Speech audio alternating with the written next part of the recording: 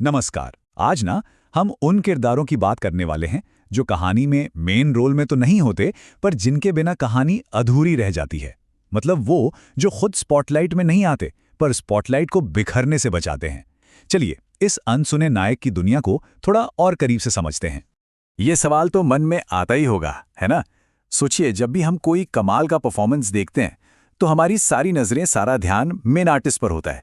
पर क्या हम कभी ये सोचते हैं कि उस एक चमक के पीछे कितने और लोगों का हाथ है? और पता है, यहीं से हमारा आज का टॉपिक शुरू होता है। संगतकार। ये वो साथी है जो मेन आवाज को कभी डूबने नहीं देता, जो उसे संभालता है, उसे पूरा करता है। तो अभी जो संगतकार का आइडिया है ना, ऐसा नहीं है कि ये सिर्फ म्यूजिक तक ही लिमिटेड है। असल में ये साथ निभाने वाली जो भूमिका है, ये हमें जिंदगी के हर मोड़ पर, हर फील्ड में दिखाई देती है।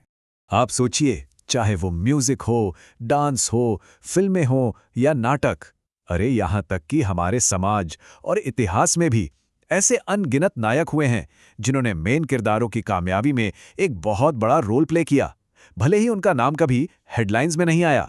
तो सवाल ये है कि इन अनसुने हीरोज को आवाज दी किसने? ये आवाज दी है कवि मंगलेश डबराल ने अपनी एक बहुत ही खूबसूरत कविता के जरिए। अच्छा, मंगलेश डबराल जी की बात करें तो उनकी जड़ें ना पहाड़ों से जुड़ी हुई थीं। 1948 में उत्तराखंड के एक छोटे से गांव में उनका जन्म हुआ और फिर पत्रकारिता के रास्ते वो शब्दों की दुनिया में आ गए। उनकी कविताओं में आपको पहाड़ों की वही सादगी, वही खामोशी महसूस होगी। और पहाड़ पर लालटेन या हम जो देखते हैं जैसी उनकी रचनाएं इसी बात का सबूत हैं। और पता है, यही उनकी सोच की सबसे बड़ी खासियत थी। डबराल जी की कविताएं कोई नारेबाजी नहीं करती। वो तो बड़े ही शांत और खूबसूरत तरीके से इस दिखावे और बाजारू दुनिया के सामने इंसानियत का एक सुंदर सपना रख देती हैं, बिल्कुल उसी संगतकार की तरह जो कभी शोर नहीं करता। तो चलिए अब सीधा कविता में गोता लगाते हैं और देखते हैं कि डबराल जी ने इस आइडिया को कैसे अपने शब्दों में ढाला है। तो सबसे पहले तो यही समझ लेते हैं कि आखिर ये संगतकार है कौन। संगतकार मतलब वो सपोर्टिंग आर्टिस्ट जो या तो मेन सिंगर के साथ गाता है या फिर कोई इंस्ट्रूमेंट बजाता है, ताकि जो मेन परफॉर्मेंस है वो और भी पावरफुल लगे। कविता में कवि हमें बताते हैं कि ये संगतकार कोई आज का कैरेक्टर नहीं है। अरे ये तो सदियों पुरानी परंपरा है। जब से मुख्य गायक की दमदार आवाज उठी है, तब से एक धीमी कोमल गूंज उसे संभालने के लिए हमेशा साथ चलती आई है। तो यहाँ समझने वाली बात यह है कि ये सिर्फ एक कॉन्सर्ट या एक शो की बात नहीं है। ये तो उस सदियों पुरानी पार्टनरशिप की बात है, जहाँ एक आर्टिस्ट दूसरे को संभालता है। ये इंसानी रिश्तों का एक बहुत ही खूबसूरत रूप है। अब कविता हमें उन बहुत ही नाजुक मोमेंट्स में ले जाती है। सोचिए, जब मेन सिंगर मुश्किल तानों के किसी जंगल में खो सा जाता है, या फिर जब वो सुरों के रास्ते से भटक जाता है। वो पल जब ऊंचा सुर लगाते लगाते उसका गला जवाब देने लगता है और अंदर का सारा जोश और मोटिवेशन खत्म होने लगता है। अच्छा, यहाँ एक शब्द यूज हुआ है, तार सप्तक। इसका मतलब सीधा सा है, संगीत के सबसे ऊंचे सुर। इन सुरों तक पहुंचना और इन्हें कंट्रोल करना, इसके लिए बहुत ताकत और रियाज चाहिए होता है, और अक्सर सिंगर का असली टेस्ट यही होता है।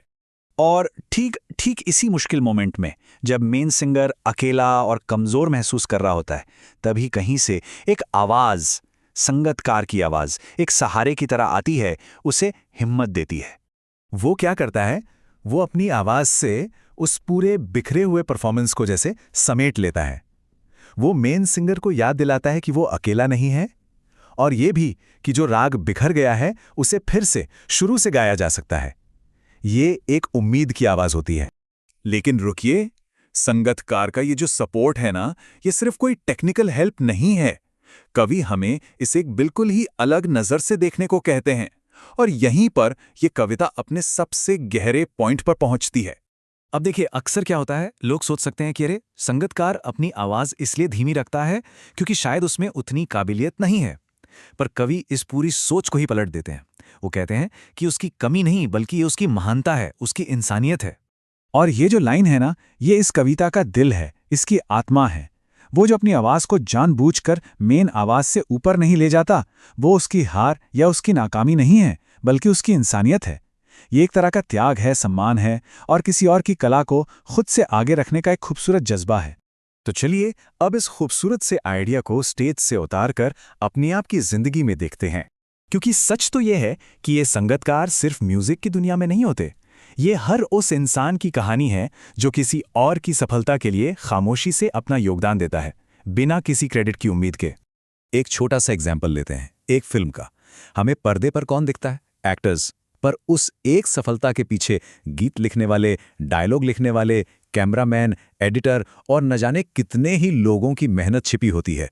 ये सब उस फिल्म के असली संगतकार हैं। इनका काम भी उतना ही जरूरी है, बल्कि शायद कभी-कभी ज्यादा भी। इनके बिना वो जादू स्क्रीन पर आ ही नहीं सकता जिसे हम देखते हैं।